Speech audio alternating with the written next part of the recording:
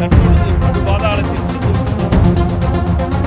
மக்களுக்கு பாதுகாப்பு இல்லை, அரசியல் பாதுகாப்பு சூழலை தமிழகத்தில் நிலவிக்கொண்டிருப்பது.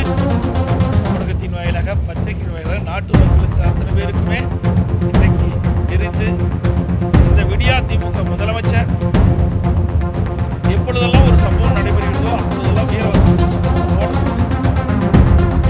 இன்றைக்கு காவல்துறையை கண்டு யாரும் அச்சப்படுகின்ற சூழ்நிலை இல்லை. சர்வசாதாரணமாக கொலை நடக்குது. கசாப்பு கடைக்காரன் ஆட்டை வெட்டுற மாதிரி மனித உயிர்களை ரவுடிகள் இன்றைக்கு வெட்டி சாய்க்கின்ற காட்சி திராவிட மாடல் ஆட்சி.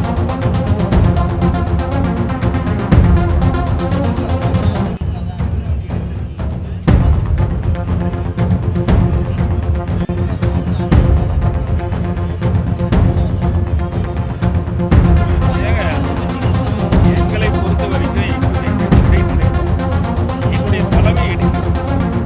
ஏற்கனவே நான் அம்மா இருக்கின்ற பொழுதே திராவிட முன்னேற்ற கழகம் எப்பொழுதெல்லாம் ஆட்சியில் இருக்கின்றதோ அப்பொழுதெல்லாம் இடைத்தேர்தல் வருகின்ற பொழுது ஜனநாயக முறைப்படி தேர்தல் நடக்காது.